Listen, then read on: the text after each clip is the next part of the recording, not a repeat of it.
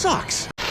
Yo, welcome to another Untimely Review, and it's the movie that at least I've been waiting for, the movie that I loved as a kid and hope that it still holds up today, X-Men Origins Wolverine. Let's just get right into the movie. So major spoilers for the movie that people probably hate on too much. A little longer than a few minutes later. Listen, this movie sucks, and watching it again after all these years has negatively affected my mood for the past several days. Now, I initially wrote a positive intro because I thought that the negative response to this movie was blown out of proportion, but after watching it, I had to change some things. I kept most things so that you can actually see my love for this movie vanish, but just keep that in mind.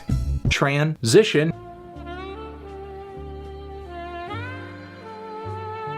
We opened on a calm night in the northwestern territories of Canada in the far-off time of 1845. This was back before Betty White and sliced bread.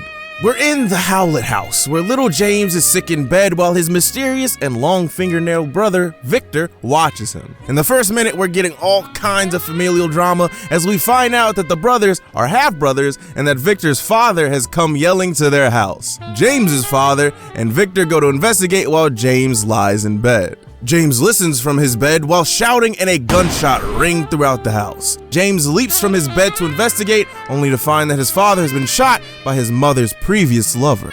Racked with anger, James's bones protrude from his knuckles, and with a scream he runs at the man who has killed his father, stabbing him and killing him in the process. With his dying breath, he reveals the truth that the man claiming to be James's father wasn't telling the truth, and that the man James just murdered was actually his real father. Not knowing what to do, James runs into the woods only to be tackled by his brother. So now the boys are on the run, and we fast forward with the two of them fighting in various wars throughout history. And throughout the many conflicts that they've been through, we see that Victor is becoming more and more violent with each encounter, but James is still there to protect his brother. That loyalty leads them both to a firing squad, and boom, we have our title sequence. Now, if we can't agree that this opening 7 minutes isn't engaging, cool, and makes you interested in the rest of the movie, I don't know what to tell you. Does it get worse than this? Well, I mean, probably, but let's not dwell on the negatives. When we pick back up with the Bone Brothers in jail after being shot to death, I guess, we see William Stryker again. X2 did it first, and better. And finally, we get a good shot of both James, aka Wolverine, aka Logan, which is going to be his name again for the rest of this series. But most importantly, we get a good shot of Victor Creed, aka Sabretooth. Actually, Liev Schreiber this time. So happy for that joke to come full circle. Also, sorry for mispronouncing it the first time. We find out that Stryker came to their cell to recruit them to this special team. They accept, and on the plane with the rest of the team, we immediately get introduced to Wade Wilson, aka Deadpool. He has the best scene in the movie, and yeah, his character is destroyed in this movie, yada yada yada, we all know. There's obviously some other dudes on the plane, but we'll get to them when they're actually relevant. So now the team is in Lagos, we formally get introduced to Agent Zero, who is just a Deadshot impersonator number like 15, who seems like a dude who can just kill whoever without the need of a team, but maybe he just wants some friends. A friend is a friend to the end of the end of the day. After the way is cleared, the team, aside from Victor, who wanted to take the outside scenic route instead of the elevator like a civilized person, and Zero, who's just not there, get some nice quality time since this random important guy cuts the power to the elevator. Once they do make it to the top, Wade gets the best scene in the movie where he cuts a bullet in half, killing two dudes behind him. God, this movie is great. We get some foreshadowing to a not so good part of the movie, and we find out that they're there for this rock. Victor, Wade, and Zero start killing people in the small village to find the location of the rock. Logan jumps in to stop them and ends up leaving the team. Fast forward 6 years and we see Logan with Kayla Silverfox, who is a brand new character who doesn't exist anywhere else, so I'm just gonna do what I usually do and say she's attractive and move on. Silverfox is actually a character, but it's not this one, so I don't really know what to do. After we spend a little time with them, we pick up in Ohio with Chris Bradley, aka Bolt or Maverick. It really doesn't even matter, because he's a casualty of writers not knowing what to do with him. And just like I said, we pick up with him, spend about 2 minutes getting to know him, and boop, Victor kills him. And when we pick back up with Logan, he's asleep, so now that's 3 out of 4 X-Men movies so far with him asleep, which is a very strange pattern. We get some more characterization between him and Kayla. Then at Logan's lumberjack job, Zero and Stryker pop up like jealous exes, and they're all talking about their days as military contract killers just out in the open, because that's okay, I guess. Excuse me, what the fuck? Anyway, Stryker came to tell Logan that Wade and Chris were killed and that he thinks someone is trying to bump off his old team. Logan is like, I got it, don't bother me. He says his iconic line to Kayla while driving on either a green screen or a just terrible location until they come across the road being blocked. Kayla looks like she has mutant abilities in the way she diffuses the situation, but it's not really explained. There's some more characterization between Logan and her with a story about the moon, and the next day, Victor comes to kill Kayla. Logan screams, it comes off not so good.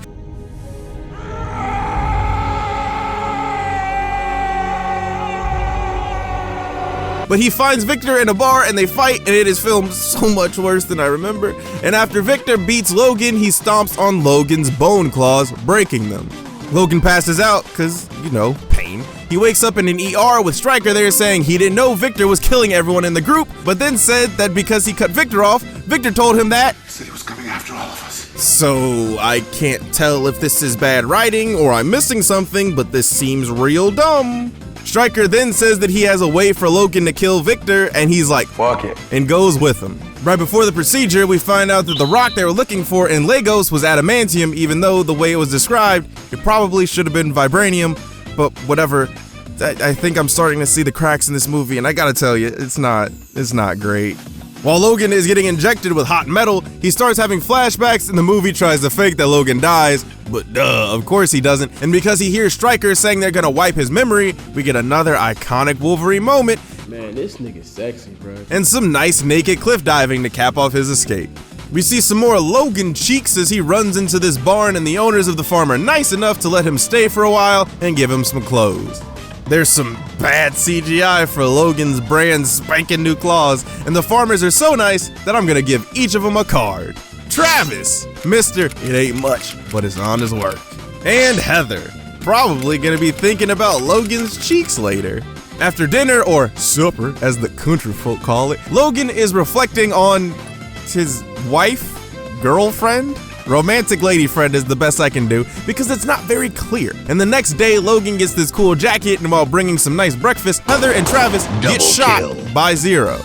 Stryker orders the barn to be blown up, but Logan gets out on a motorcycle, and during the chase, Logan constantly looks like he's on a green screen, but then this happens, and nothing else matters because I'm watching art, and I'm in awe, and I'm just really trying to like this movie. Then Logan gets his cool guys don't look at explosions moment. We find out some very vague things about Stryker's plan, and we see a young Cyclops who can just never catch a break because he gets detention for wearing sunglasses in school. You're serious? Back with Logan, he goes to Vegas to see John Raitt, always wondering where is the love.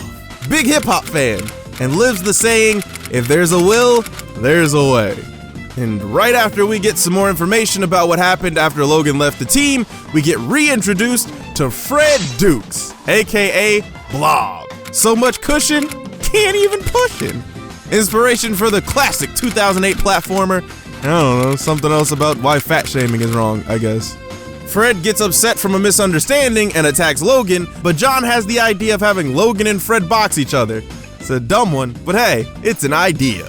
Logan beats him by cheating. We see Victor at the school where we saw young Cyclops, and he's doing his best Bart Simpson impersonation when Victor comes for him. I've come for your pickle. And when he gets him, we see that Stryker and Victor are still working together. Logan finds that out too. We find out that Stryker is doing experiments on mutants to try to combine their powers on this mysterious island, and Logan and John go to New Orleans to find a dude named Remy LeBeau. He finds him, and we get formally introduced, so Remy LeBeau, aka Gambit, Channing Tatum's White Whale.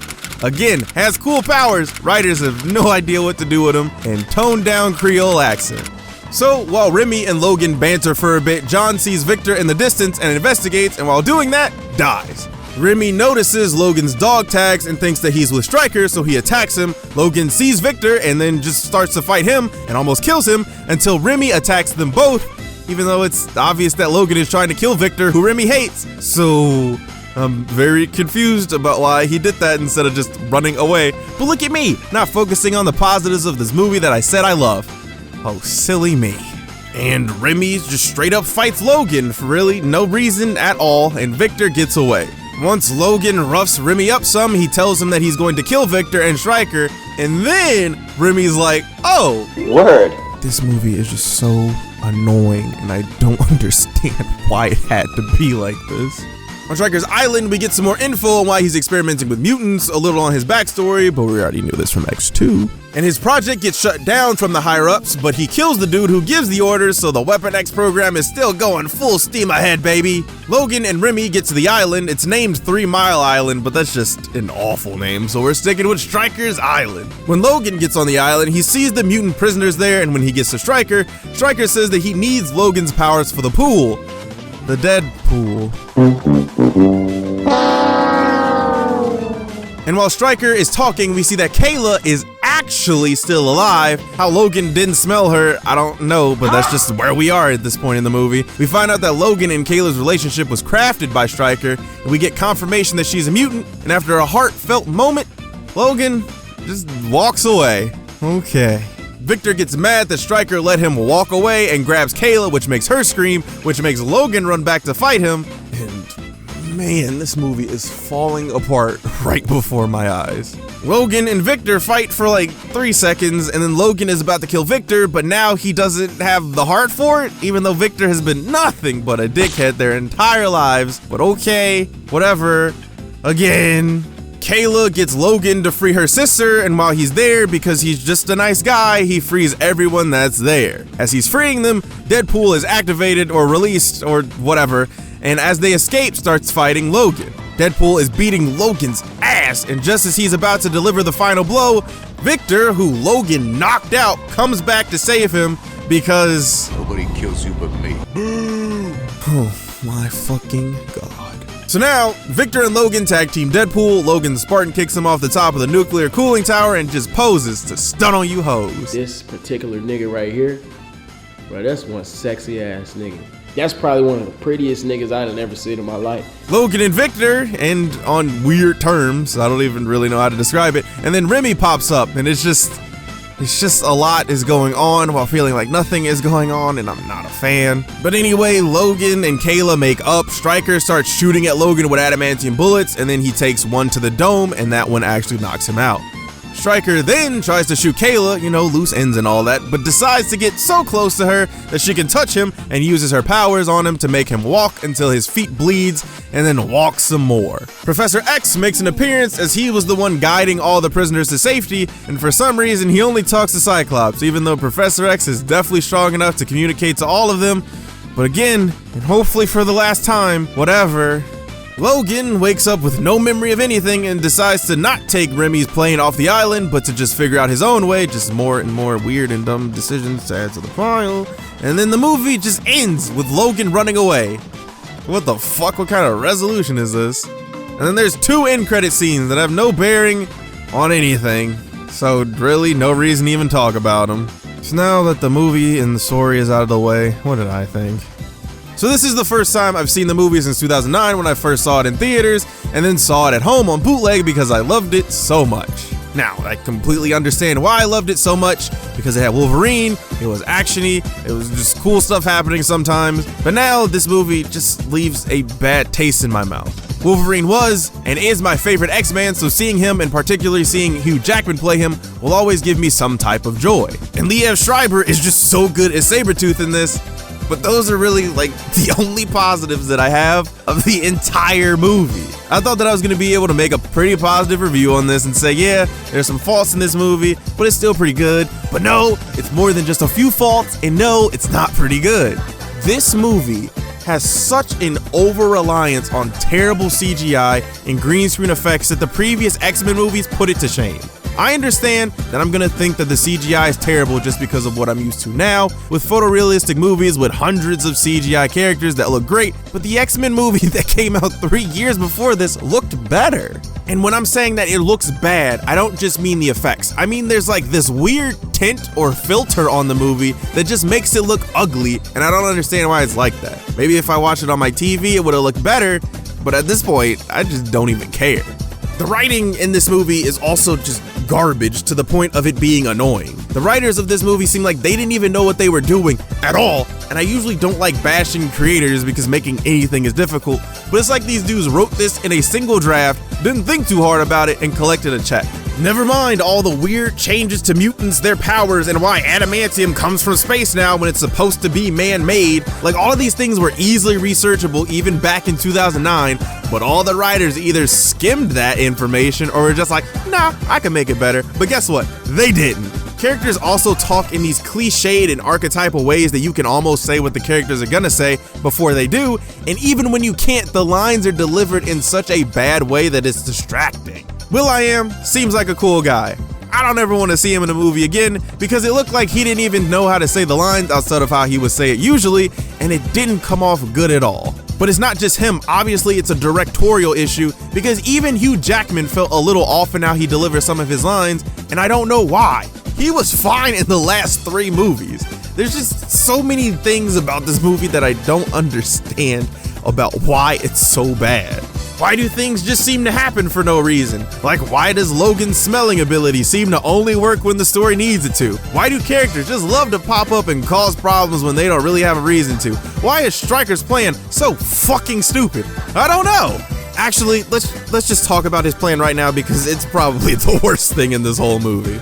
So his whole thing is that he wants to create a super mutant that he can use to kill all the other mutants. And he's obviously had this plan in place since the team was going to try to find the adamantium early in the movie. Okay, fine. So then why does he need to kill off his old team when he should have easily just been able to get some DNA from them by being a part of that team? He couldn't have been like, yo, I need a couple blood samples for research purposes. Nothing strange going on here. It's not like he needs their bodies because Victor just takes some blood from John after he kills him. So what was the point of all that? I know that Stryker is a dick and he hates mutants, but this just seems like a lot of extra work that he didn't need to do. And speaking of stupid extra work, the entire Kayla plotline is dumb for movie purposes and for Stryker. For the movie, it's just obvious that something is going to go wrong with her. Either she's gonna get kidnapped or she's dying, and the way that this part of the movie slows the movie down makes it feel so tedious and grating. For Stryker's involvement, I have 2 major issues. 1, why wouldn't Logan try to bury Kayla after he finds her? I understand that he probably left to find Victor right after he finds her, but like, did this dude just leave the supposed love of his life in the woods? Even after he wakes up in the hospital, he could have been like, all right, Stryker, I'll join you, but I've got something to take care of first. And 2, Logan is supposed to be able to tell when someone is lying based on their heartbeat. So how come he couldn't tell with Kayla? Was it because of her powers? Probably not, because she needs to physically touch someone to have them work, but we just don't know. It's just something that happens and it's dumb. Listen, this movie sucks, and watching it again after all these years has negatively affected my mood for the past several days. This movie is just not worth watching, even for the most diehard Wolverine fans, because there's too much garbage to shift through just to see a cool Sabretooth moment or to hear Kevin Durant's funny southern accent. But what did you think? Did you think that this movie is actually good like I did when I was little, or were you smart enough in 2009 to know that it was bad? I'd love to play the game for you guys if you want to see that. Let me know because I know it was better than this. At least, I just really hope it was. So let me know in the comment section below. Mayhaps like and subscribe, and thanks for watching me lose a piece of my childhood.